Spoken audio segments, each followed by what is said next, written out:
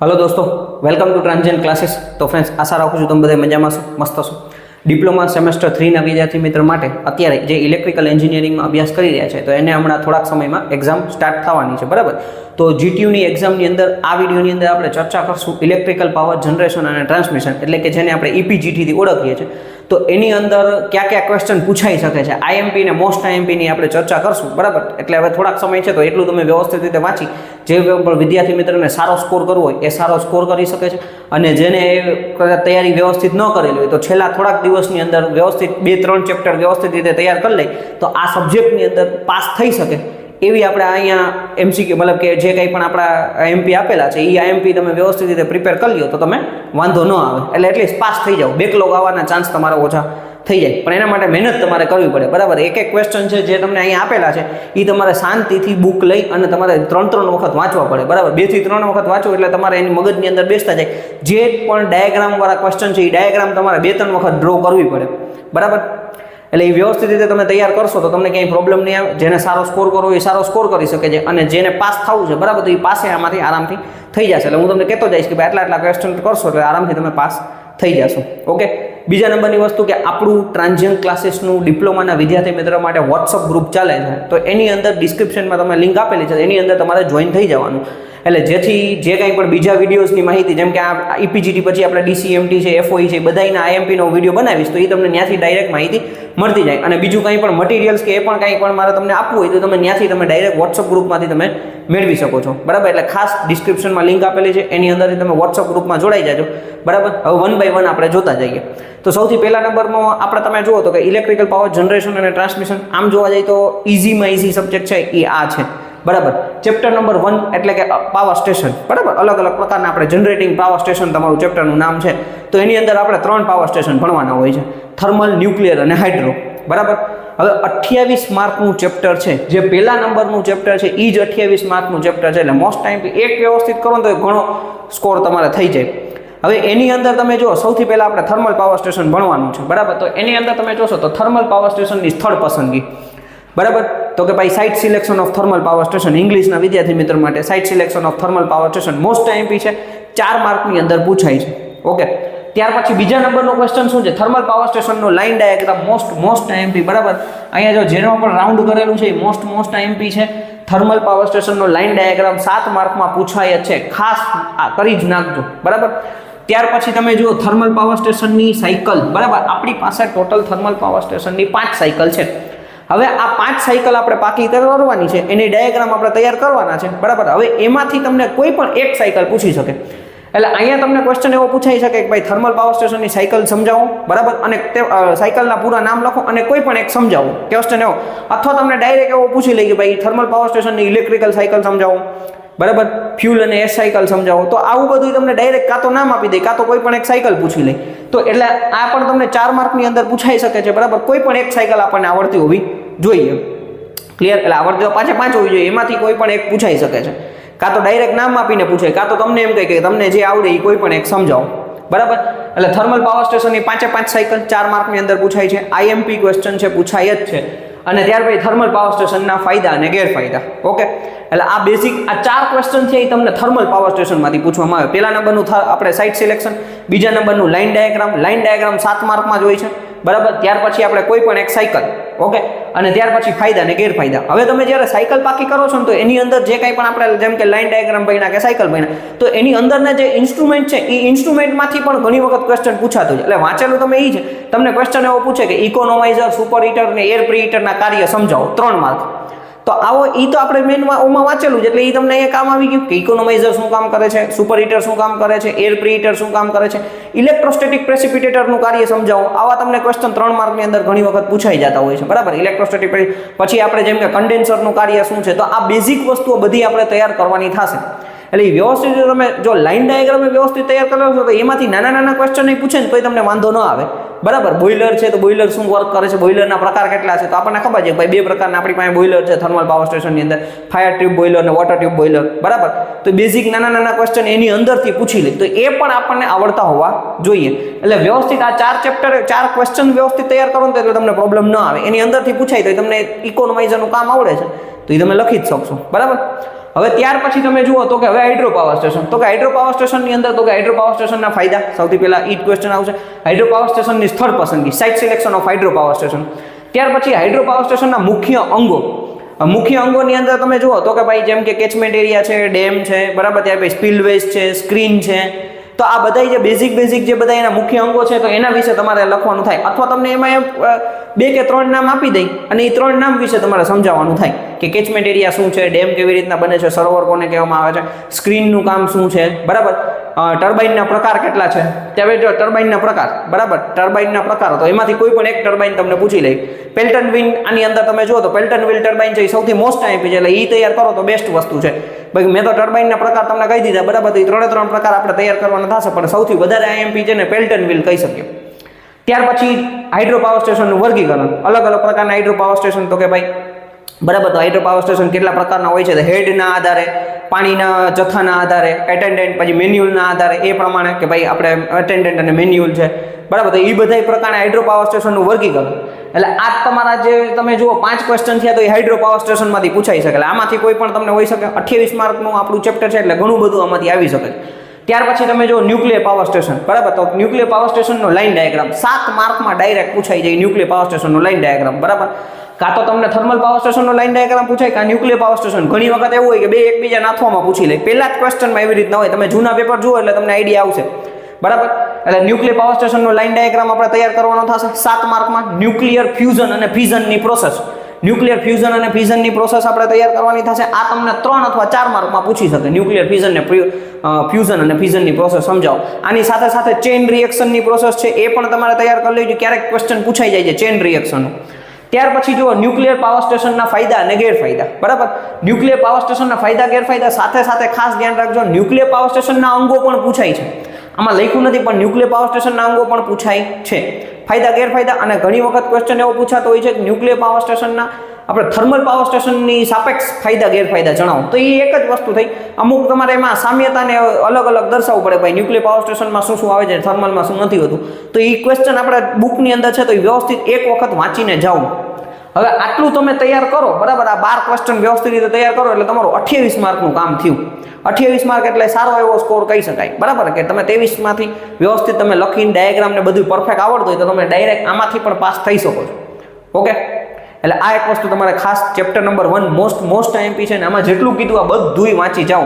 વાંચવાની simple pattern છે, તમે જે ક્વેશ્ચન લીધો, તમને એમ કીધું થર્મલ પાવર સ્ટેશનની સ્થળ પસંદગી, એ ક્વેશ્ચન ઉપાડો ને એને 3 વખત વાંચો એટલે તમને આપોઆપ મગજની અંદર યાદ રહેતું જાય. એના જે મેઇન પોઈન્ટ છે ને મેઇન પોઈન્ટ જ યાદ રાખવાના છે, બરાબર, કે લોડ સેન્ટરથી નજીક હોવું જોઈએ, વિશાળ પાણી નદી તળાવ સરોવરની નજીક હોવું જોઈએ, એરોડ્રેમથી દૂર હોવું જોઈએ, વસ્તી ગીતતાથી દૂર હોવું જોઈએ.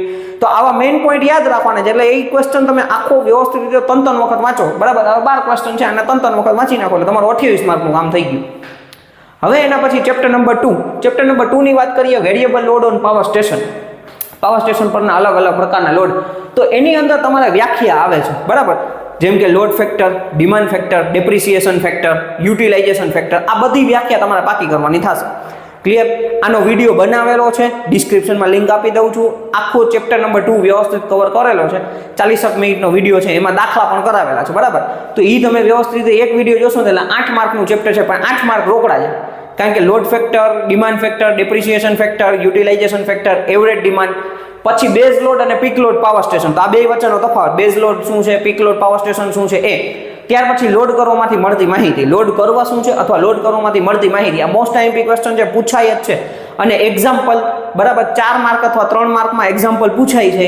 3 જ એક્ઝામ્પલ છે, 3 એક્ઝામ્પલ વ્યવસ્થિત રીતે તમે વિડીયોમાં કરાવેલા છે, વ્યવસ્થિત રીતે તમે જોઈ અને ગણીને જાશો તો એ માર્ક તમને 3 અથવા 4 માર્કમાં જેટલામાં પૂછાય એ પ્રમાણે રોકડા માર્ક છે, બરાબર. એટલે બુકની અંદર તમે જુઓ ને તો જે example load factor, demand factor અને ડેપ્રિસિએશન ફેક્ટર ગણવાના જે છે, તો એ દાખલા તમારે ડાયરેક્ટ 3 દાખલા છે, 3 વ્યવસ્થિત દાખલા કરી નાખો, એમાંથી કોઈ પણ એક પૂછાય છે.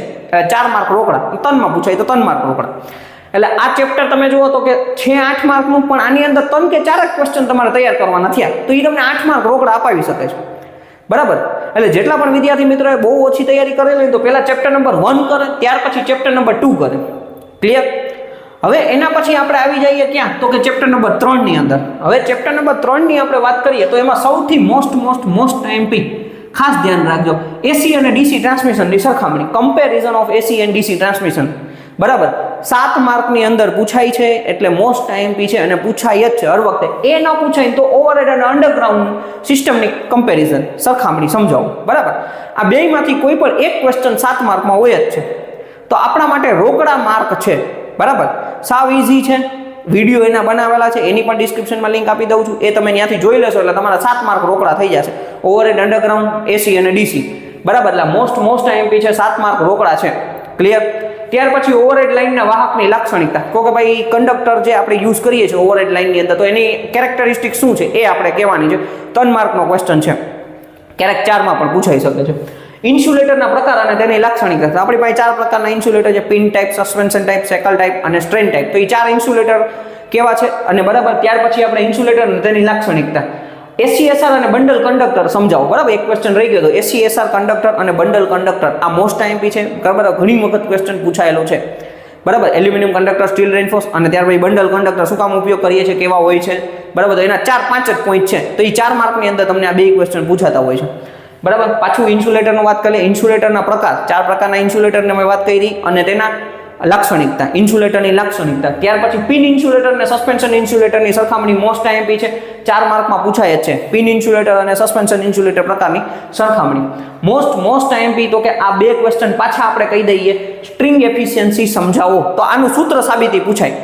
એનો પણ વિડીયો છે, તમે જોઈ લેજો, ડિસ્ક્રિપ્શનમાં લિંક આપેલી છે. અને જો ન આવડે, સ્ટ્રિંગ એફિશિયન્સી ન આવડે તો કાંઈ વાંધો નહીં, તમારે મોસ્ટ આઈએમપી છે આ સ્ટ્રિંગ એફિશિયન્સી વધારવાના ઉપાય. આ તો ખાસ કરી નાખજો. 3 ઉપાય છે, સિમ્પલ વસ્તુ છે: લેમ્પ, લોંગર ક્રોસઆર્મ, ઇન્સ્યુલેશન ગ્રેડિંગ અને ગાર્ડ રિંગનો ઉપયોગ કરીને. આ 4 અથવા 7 માર્કમાં, અમુક પરીક્ષામાં 4 માર્કમાં પૂછાય છે, ક્યારેક 7 માર્કમાં પૂછાય છે. બરાબર, તો એટલે આપણા નસીબ પ્રમાણે જો 4માં પૂછાય તો 4માં, 7માં પૂછાય તો બેનિફિટ, તો 7 માર્ક રોકડા છે. સ્ટ્રિંગ એફિશિયન્સીને વધારવાના ઉપાય અહીંયા સ્ટાર કરી દઉં છું, પૂછાય જ છે. જો તમને સૂત્ર સાબિતી ન આવડે તો સ્ટ્રિંગ એફિશિયન્સી કરી નાખાય. ત્યાર પછી સેગ શું છે, સેગને અસર કરતા પરિબળો. સેગ શું છે અને સેગને અસર કરતા પરિબળો, તો સૂત્ર ઉપરથી ડાયરેક્ટ આવી જાય. 4 માર્કનો ક્વેશ્ચન છે. સેગનું સૂત્ર સાબિતી ઘણી વખત પૂછાય છે, ઘણી વખત નથી પૂછાતું. બરાબર, પણ એના કરતાં સેગને અસર કરતા પરિબળો કરી લેવાય. અને સેગના એક્ઝામ્પલ અને સ્ટ્રિંગ એફિશિયન્સીના એક્ઝામ્પલ 2-3 માર્કની અંદર પૂછાય છે. સેગનો એક દાખલો છે, ક્યારેક 3 અથવા 4 માર્કમાં પૂછાય છે. સાવ ઈઝી દાખલો છે. બરાબર, એટલે એ દાખલો. અને સ્ટ્રિંગ એફિશિયન્સીમાં આપણે 66 કેવીની ડિસ્ક હોય તો ભાઈ સ્ટ્રિંગ એફિશિયન્સી કેટલી છે, 6 ડિસ્ક યુઝ કરવામાં આવે તો એ બેઝિક ઈઝી દાખલા છે. એ વ્યવસ્થિત રીતે કરી લ્યો તો આમાંથી સારો સ્કોર થઈ જાય. બરાબર, એટલે ત્રીજું ચેપ્ટર છે, એની અંદર તમે કાંઈ ના કરો ને તો તમે એસીડીસીનો ટ્રાન્સમિશન લાઇનનો કમ્પેરિઝન, ઓવરહેડ અંડરગ્રાઉન્ડ ટ્રાન્સમિશન લાઇનની કમ્પેરિઝન અને સ્ટ્રિંગ એફિશિયન્સી વધારવાના ઉપાય, આ 3 ક્વેશ્ચન તો ફરજિયાત વાંચીને જાજો જ. બરાબર, જે કાંઈ ના કરી શકતા હોય આ 3 ક્વેશ્ચન તો ફરજિયાત વાંચીને જાય, આમાંથી તમારે હશે જ. એટલે આ 7 માર્ક રોકડા થઈ ગયા. આ તમને ક્યારેક 4 અથવા ક્યારેક 7 માર્કનો, જો 7 માર્કમાં પૂછવાનું તો 14 માર્કનું છે, 4 માર્કમાં પૂછવાનું તો 11 માર્ક તો તમને આ ચેપ્ટર કરાવી દીધા. બીજું તો હું હજી એમ કહું છું, કદાચ ન વાંચ્યું હોય તો બરાબર, જે હોશિયાર વિદ્યાર્થી છે એ બધું વાંચીને જવાના છે, પણ જે બહુ ઓછું કરવાવાળા વિદ્યાર્થી છે તો આ 3 તો મોસ્ટ આઈએમપી છે, પૂછાશે જ. ત્યાર પછી ચેપ્ટર નંબર 4 ની વાત કરીએ. બરાબર, તો હવે ત્યાં તમે જુઓ તો સેમ વસ્તુ મોસ્ટ આઈએમપી હશે ને હશે જ. સ્કિન ઇફેક્ટ સમજાવો, ફરાન્ટી ઇફેક્ટ સમજાવો અને કોરોના ઇફેક્ટ સમજાવો. બરાબર, હવે સ્કિન ઇફેક્ટ છે ને ક્યારેક તમને 3 માર્કમાં પૂછાય છે. સ્કિન ઇફેક્ટને અસર કરતા પરિબળો, ક્યારેક એની સાથે સ્કિન ઇફેક્ટને પ્રોક્સિમિટી ઇફેક્ટ બે પૂછાય છે. બરાબર, corona effect same as it is 3 અથવા 4 માર્કમાં પૂછાય છે. કોરોના ઇફેક્ટ સમજાવો, કોરોના ઇફેક્ટને અસર કરતા પરિબળો અને કોરોના ઇફેક્ટને ઓછા કરવાના ઉપાયો. એટલે આખું કોરોના અહીંયા લખી 3 છે, પણ એ 3 માર્કમાં પૂછાય. ફરાન્ટી ઇફેક્ટ છે તો એ કદાચ ઘણી વખત એવું હોય કે 4 માર્કમાં સ્કિન ઇફેક્ટની સાથે ફરાન્ટી ઇફેક્ટ પૂછી લેતા હોય છે. ડિપેન્ડ્સ પેપર સેટર ઉપર આધાર રાખે, પણ એ ફરજિયાત પૂછાય છે. સાવ ઈઝી મેથડ છે. બરાબર, એટલે જે આપણી ઇફેક્ટ થાય છે એકદમ ઈઝી છે. રોકડા માર્ક છે એટલે મોસ્ટ આઈએમપી છે. 4 માર્ક તમને અહીંથી રોકડા મળી જશે. શોર્ટ ટ્રાન્સમિશન લાઇનનું સાબિત કરવાનું સૂત્ર. બરાબર, જે શોર્ટ ટ્રાન્સમિશન લાઇનનું સૂત્ર છે એ તમારે સાબિત કરવાનું છે. પછી મીડિયમ ટ્રાન્સમિશન લાઇન છે તો એમાં નોમિનલ પાઈ, નોમિનલ ટી, આ 7 માર્કમાં પૂછાય છે. આ બે છે જે હોશિયાર વિદ્યાર્થી મિત્રો એ ખાસ કરી નાખે. 7 માર્કના સૂત્ર સાબિતી છે. એટલે જે લોકોને મેથેમેટિકલ પ્રોબ્લેમ પડતી હોય સૂત્ર સાબિત કરવામાં, તો એના માટે આ વસ્તુ નથી. આ ટ્રાન્સમિશન લાઇનનું વર્ગીકરણ કરી નખાય. Long transmission line, short transmission line, medium transmission line, એ વાંચી લેવાય, એ વ્યવસ્થિત રીતે તૈયાર કરી લેવાય. પણ આ 7 માર્કના 2 ક્વેશ્ચન છે, આમાંથી કોઈ પણ એક હોય જ છે. કાં તો તમને એવું પૂછે ભાઈ શોર્ટ ટ્રાન્સમિશન લાઇનનો પરફોર્મન્સ સમજાવો, અથવા મીડિયમ ટ્રાન્સમિશન લાઇનની અંદર નોમિનલ પાઈ, નોમિનલ ટીનું પરફોર્મન્સ સમજાવો, તો એ પૂછાઈ શકે. બરાબર, એના પછી લોડ ડિસ્પેચની ટેકનિક, લોડ ડિસ્પેચ સેન્ટરનું કામ શું છે, લોડ ડિસ્પેચ ટેકનિક, આ તમને 4 અથવા 7 માર્કમાં પૂછાઈ શકે છે. અને ટ્રાન્સપોઝિશન ઓફ ટ્રાન્સમિશન લાઇન, 3 અથવા 4 માર્કની અંદર, અમુક પરીક્ષામાં 3 માર્કમાં, ક્યારેક 4 માર્કની અંદર પૂછાતું છે ટ્રાન્સપોઝિશન ઓફ ટ્રાન્સમિશન લાઇન સમજાવો, બરાબર. એટલે આટલું વ્યવસ્થિત રીતે તમે કરી નાખો તો ચોથું ચેપ્ટર થઈ ગયું. અને ચોથા ચેપ્ટરની અંદર ભાઈ હજી હું કહું કે ભાઈ મોસ્ટ આઈએમપી તો કે સ્કિન ઇફેક્ટ, કોરોના ઇફેક્ટ ને ફ્રન્ટ ઇફેક્ટ તો ખાસ કરીને જાજો. આની અંદર હજી એવું છે કે ઇન્ટરકનેક્શન સિસ્ટમ છે, તો ઇન્ટરકનેક્શનના ફાયદા ગેરફાયદા તમે વાંચીને જઈ શકો છો, બરાબર. હવે ત્યાર પછી ચેપ્ટર નંબર 5. ચેપ્ટર નંબર 5 ની અંદર HVDC ટ્રાન્સમિશન સિસ્ટમ સમજાવો. સાવ બેઝિક એક ડાયાગ્રામ છે HVDC ટ્રાન્સમિશન સિસ્ટમ, 4 માર્કની અંદર પૂછાય છે. તો એ ડાયાગ્રામ તમને આવડી જાય તો 4 માર્ક રોકડા, બરાબર. એટલે આને આપણે મોસ્ટ આઈએમપી એનથી પણ વધારે 2 સ્ટાર અહીંયા કરી દઉં છું, બરાબર. HVDC સિસ્ટમના પ્રકાર મોસ્ટ આઈએમપી હશે ને હશે, બરાબર. મોનોપોલાર, બાયપોલાર, હોમોપોલાર, બેક ટુ બેક સિસ્ટમ, આ 4 સિસ્ટમ છે, 4 ડાયાગ્રામ છે. ડાયાગ્રામ ઉપરથી લખવાનું છે. મોસ્ટ આઈએમપી ક્વેશ્ચન છે HVDC સિસ્ટમના પ્રકાર સમજાવો, બરાબર. એટલે એ કરીને જ જવાના છે. HVDC સિસ્ટમના ફાયદા, ગેરફાયદા અને લિમિટેશન. આની સાથે HVAC પણ લખી નાખું છું, એ પણ છે. તો HVAC પણ તમે સાથે સાથે વાંચી લેજો, બરાબર. HVDC સિસ્ટમના ફાયદા, ગેરફાયદા અને લિમિટેશન, ક્લિયર. તો આ 3 ક્વેશ્ચન વ્યવસ્થિત કરીને જાવ તો તમને આમાંથી સારો સ્કોર થઈ જાય ચેપ્ટર નંબર 5 માંથી. અને એ ઓછા માર્કનું છે તો એમાંથી પૂછાય જ છે. મેન આ જે 2 સ્ટાર માર્યા છે HVDC સિસ્ટમના પ્રકાર તો હોય જ છે. કાં તમને ડાયરેક્ટ એવું કહી દે કે મોનોપોલાર અને હોમોપોલાર સિસ્ટમ સમજાવો, બરાબર. કાં તમને એમ કે HVDC સિસ્ટમના પ્રકાર જણાવો, કોઈ પણ 1 અથવા 2 સમજાવો. આવા ક્વેશ્ચન તમને આવી શકે છે, બરાબર. તો આટલું મેં તમને જેટલા આઈએમપી ક્વેશ્ચન કીધા છે તો એ બધાય તમારે વ્યવસ્થિત રીતે વાંચીને જવાના છે. જે હોશિયાર વિદ્યાર્થી છે, જેને પહેલેથી તૈયારી કરેલી છે, બધું વાંચીને જાય. પણ જે વિદ્યાર્થી મિત્રોએ તૈયારી નથી કરેલી તો એ લોકોને ખાસ સૂચના, ચેપ્ટર નંબર 1 મોસ્ટ આઈએમપી છે, પહેલાં આ વાંચે. ચેપ્ટર નંબર 1 પછી તમે ચેપ્ટર નંબર 2 નો મારો વિડીયો જોઈ લો. શક્ય હશે તો હું બીજા વિડીયો એડ કરી દઈશ, પણ ચેપ્ટર નંબર 2 નો તમે વિડીયો ખાસ જોઈ લેજો, બરાબર. પછી તમે ચેપ્ટર નંબર 5 માં આવો. ચેપ્ટર નંબર 5 ની અંદર, ચેપ્ટર નંબર 5 માં મેં તમને કીધું HVDC સિસ્ટમના સમજાવો અને એના પ્રકારો જણાવો. આ રોકડા માર્ક છે. અને આની અંદર તમે AC/DC transmission, overhead, underground cable અને ત્યાર પછી આપણો સ્ટ્રિંગ એફિશિયન્સી વધારવાના ઉપાયો, એટલે આટલું તો વ્યવસ્થિત કરીને જાઓ, બરાબર. અને 4 ની અંદર આ ઇફેક્ટ બધી વાંચી નાખો. બીજું વધારે ના કરો તો પણ ચાલશે. જેને ખાલી પાસ થવું છે એ લોકો માટે કહું છું. બાકી સારો સ્કોર કરવો હોય ત્યારે બધું વાંચવું પડે, બધું તૈયાર કરવું પડે, દાખલા બધું વ્યવસ્થિત રીતે કરવું પડે, બરાબર. હવે હું સાઈડમાં જાઉં છું, વ્યવસ્થિત રીતે સ્ક્રીનશોટ લઈ લ્યો. પછી આના ઉપરાંત તમને કાંઈ પણ ક્વેશ્ચન હોય તો કમેન્ટ કરી શકો છો, અથવા નંબર આપેલા છે પર્સનલમાં મેસેજ કરી શકો છો, બરાબર. વોટ્સઅપ ગ્રુપમાં ખાસ જોઈન થઈ જાજો, એટલે આવનારા સમયમાં ચોથા સેમેસ્ટરમાં તમે આવશો ત્યારે પણ આપણે જે કાંઈ પણ વિડીયોઝની મૂકશું તો તમને ડાયરેક્ટ માહિતી મળતી જાય, બરાબર. શક્ય તેટલું તમને મદદ થઈ શકે એ અહીં ચેનલની માધ્યમથી તમને કરવામાં આવશે. Okay, thank you friends.